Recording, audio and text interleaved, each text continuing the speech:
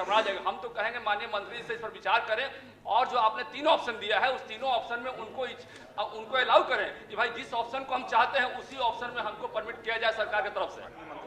महोदय ऐसे दिव्यांग हैं जो घर से बाहर नहीं जा सकते पढ़ाने के लिए, उनको एक सहारा की आवश्यकता होती है और उस सहारे के चलते वो पढ़ा पाते हैं। ऐसे बहुत सारे दिव्यांग हैं जिसके लिए पहले भी सरकार ने योजना बनाई थी और ये जो व्यवस्था लागू हुई इस व्यवस्था में पूरी तरह हमारी व्यवस्था चरमरा जाएगी। हम तो कहेंगे माननीय मंत्री से इस पर विचार करें और जो आपने तीनों ऑप्शन दिया है उस तीनों ऑप्शन में उनको अलाउ करें कि भाई जिस ऑप्शन को हम चाहते हैं उसी ऑप्शन में हमको परमिट किया जाए सरकार की तरफ से।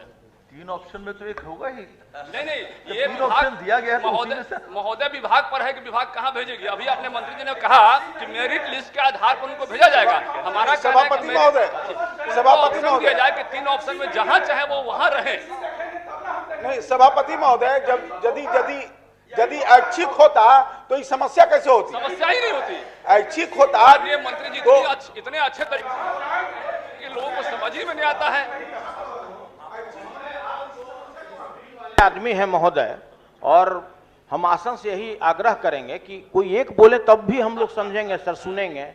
और हजूर एक साथ तीन आदमी बोल रहे हैं वो भी सत्तारूढ़ पार्टी के, तो समझिए कि किस तरह से सिस्टम कोलैप्स कर गया।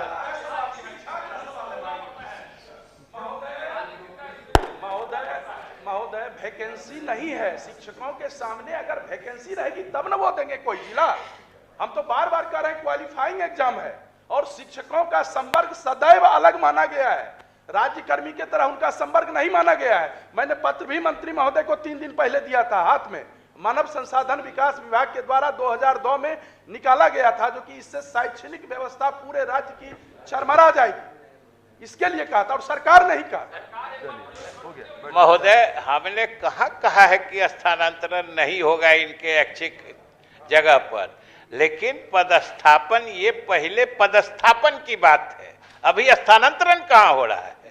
अभी तो उनका संवर्ग बदल रहा है और संवर्ग बदलने के लिए पहले पोस्टिंग के लिए ये मांगा जा रहा है। उसके बाद तो हम बार बार कर रहे हैं। और जो प्रमोद जी का प्रश्न है, जो महिलाओं के लिए विशेष सुविधा की बात आप कह रहे हैं, जिस पत्र का हवाला हमने दिया मंत्रिमंडल सचिवालय से, जो सभी सरकारी सेवकों को के लिए निकला हुआ है, उस पत्र में महिलाओं को विशेष प्राथमिकता देने की भी बात है, वो भी उससे कवर्ड होंगे। लेकिन ये आने वाले समय में, इसमें अभी तो महोदय हम साफ साफ कह रहे हैं कि अभी तो चूंकि उनका संवर्ग बदल रहा है, उनकी मांग से उनको सरकारी सेवक बनाया जा रहा है, इसलिए ये पहले पदस्थापन के लिए 3 इच्छा के जिले मांगे गए हैं।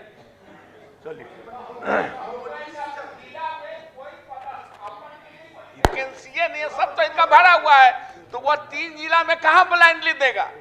माननीय मंत्री इसको स्पष्ट कर दें। पदस्थापन माननीय सदस्य तब क्या होगा आपके हिसाब से, क्या करना चाहिए? कुछ नहीं करना चाहिए। कहाँ पोस्टिंग करना चाहिए? पोस्टिंग कह रहा हूं, बिना पोस्टिंग के पढ़ा रहा है। अरे ये तो आप जबरदस्ती कर रहे हैं, जबरदस्ती उन लोगों के साथ। आप सिर्फ उनको सरकारी शिक्षक बनाने की बात कही है, आप उसको पनिश करना चाहते हैं। हम पूछ रहे हैं महोदय कि जो 20 साल से एक जगह स्कूल में काम कर रहा है, आप उसको कहे कि हम अब नियोजित नहीं रहने देंगे, हम आपको सरकारी बना देंगे, तो सरकारी नहीं बना के उसको आप दूसरे जगह भेज कर सरकारी बनाना चाहते हैं। आप इसका मतलब क्या है महोदय? जब आपके पास वैकेंसी नहीं है तो 3 जिला में कहा किस स्कूल में भरेगा? मैं माननीय मंत्री से जानना चाहता हूं। महोदय वैकेंसी दिखलाया जाए। उनके साथ कहाँ न्याय हुआ? आज तो पदस्थापन की बात हो रही है, जो बीपीएससी से भी गए उनका, जो नियोजित शिक्षक महिलाएं हैं वो तो उनके साथ अन्याय हो रहा। वो तो जहां के तहां, वो तो अपने परिवार से दूर है। उस नियोजित शिक्षक में भी पति पत्नी दोनों का हो गया है, और एक दूसरे जगह है, एक दूसरे जगह है।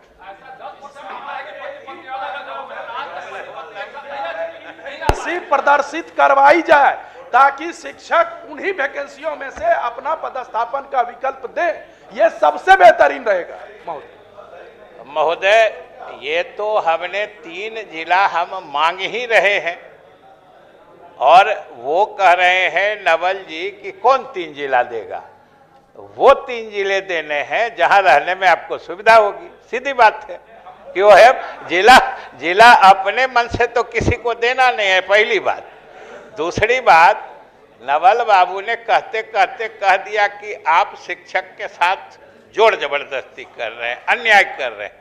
महोदय, सरकार शिक्षकों को पूरे सम्मान की दृष्टि से देखती है और मानती है कि शिक्षक समाज और सूबे के भविष्य निर्माता हैं। इसीलिए उन्होंने जो कहा कि आप शिक्षक को सरकारी बना रहे हैं, अरे हम कोई जबरदस्ती थोड़े बना रहे हैं। लगातार मांग हो रही थी महोदय, लगातार मांग की जा रही थी और संयोग से सदन गवाह होगा कि यही माननीय सदस्य लोग भी इसी सदन में मांग कर रहे होंगे। और हमने तो एक तरीका निकाला है कि उनको, उसमें भी उनका चॉइस है कि कोई हम जबरदस्ती तो नहीं बना रहे हैं, उन जो बनना चाहते हैं उन्हीं पर